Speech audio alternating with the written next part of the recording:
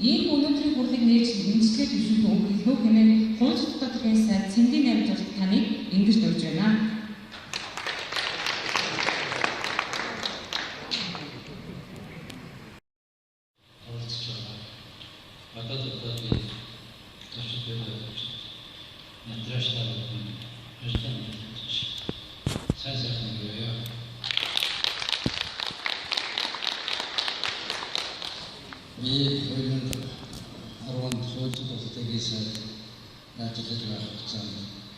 Монгол улсын натратын байгууллагыг олон улсын натратын иргэний гишүүн болгодог. Яарны зүйлс дэмжиж 3 талд яриа байгуулан ажиллаж байсан. Үүний үдэнд 2010 энэ асуудал сая үсгэлтэй шийдэгдэж үйлд орчин цагийн шаардлагыг хангасан өөрчлөлтийг бий тэмдэглэж хэлж бодсон юм аа. Энэ чиглэлээр өөрийн өөрчлөлтөд натрат чөлөөтэй тодорхойлох, натратын хөсөлтөд хязгаарыг бүрдүүлэх, хамгийн гол натратын үйлдэлд сэтгэл хөдлөлөөр ашиглах, зөндөө үйлсэн натратын үйлдэл байсныг бүрдүүлэхдээ бид сая өөрийн өөрчлөлтөд энэ үйлийг хэрэгжүүлснээр натратын байгууллагын ажил бас нэг шийдвэр гаргаж Эдгоосвена өнөөдрийн хурлаар Монгол терроризм санхүүжүүлэлтэд тэмцэх ажил натратын байгууллагын үүсэлтөөр эмзэг нөхцөл амьдарч байгаа иргэдийн хөрөнгөний эрхийн хамгаалалт натратын байгууллагын үүсэлтөөр гэсэн хоёр чухал сэдвээр зохион байгуулагдаж байгаа.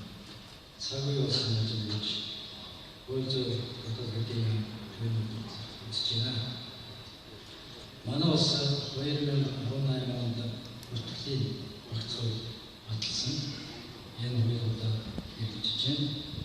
Энэ хуулинд бас натратын үйлчлэгийг зохицуулсан тодорхой зохицуултууд орсон гэдгийг та бүхэн хэлж үзье. Иргэд натратаар дамжуулаад хаягийн болон газар ба хөрөнгөний эрхийн бүртгэлийн мэдээлэл шууд авах боломжийг энэ хуулиар нээж өгсөн.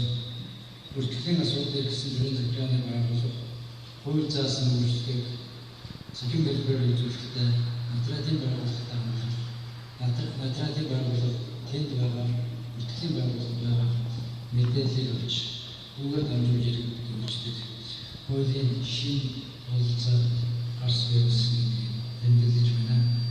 Бүртгэлийн хууль саяын натратын хуулийг өөрчилсөн орсон өөрчлөлтийг цагцаар үзэх юм бол цахим натратын ажил цаашаа нэлээд өөрч ийм болцоо үзэж байна гэдгийг хэсгэлье. Энэ чиглэлээр хийгдэх натратын байгууллагын ажлыг бид цаашдаа хэмжиж ажиллах гэдгийг та бүхэнд хэлж үзье юм. Хурлаар хэлцэх асуудлаар та бүхэн тодорхой зөвлөмж байна. Энэ зөвлөмж цаашдаа Монгол улсын иргэний хууль, гэр бүлийн хууль, Монгол терроризм санхүүжүүлэлт хуулиудад өөрчлөлт эдгээр хуулийн боловсон болгоход ач тусаа өгнөж би тооцож байна. Энд гадаадын туршлагыг зөрчилсөн байна. Би улсын гадаадаас товчхон зүйл хэлж бодсон. Та бүхэн нэгдүгээр Монгол улсад сайхан ажиллагаа гэж би ерөөсөн юм. Зөний сайхан цаг үеийн хөл болж борооч байна. Монгол ахуйтай, Монгол байгуулалтаа нэгдэлчний амьдралтай танилцах боломжтой гарч байна гэдгийг би хэлэх байна. Манай натратын байгууллагын нөхдөд бас эгөрний гадаадаас ирсэн хүмүүстэй сайн танилцуулаарай гэж хэлэх гэсэн. Хоёрдугаар миний хэлэх гэсэн санаа бол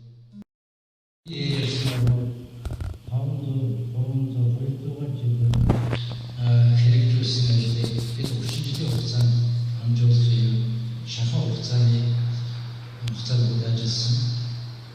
Амжилт байна, бололт байна, асуудал байна. Энэ амжилт бололт дутагдал мэдээж хэрэг натратын байгууллагыг хойроо зах зээлийн эдийн засгийн харилцаа бол Монгол төлөв үүдчтэй төлөвлөлт натрат жоо.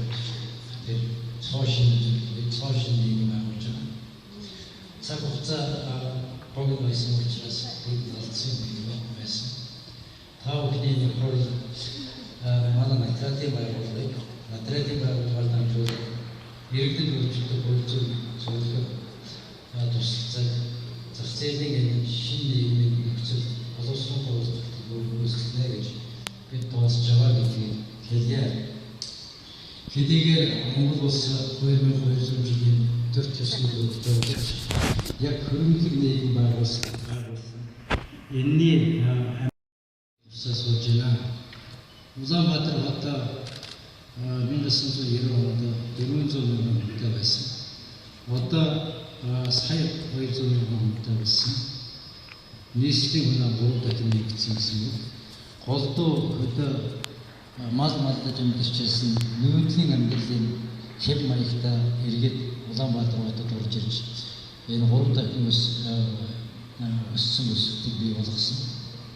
Одоо та бүхний энэ хуралгаж байгаа буудлаас эхлээд энэ урагшаа туулгуулын цаад дэрэг хүртэл бүх байшингууд цоошин баригдсан байшингууд 2002-3 оноос хойш баригдсан байшингууд монголчуудын амьдралын сүүлийн 30 жил түүний дотор ялангуяа сүүлийн 2000 оноос хойш хугацаанд асар уртаа өөрчлөгдөж байгаа.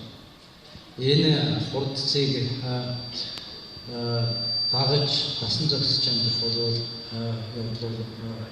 шаардлага Монголын хөгжлийн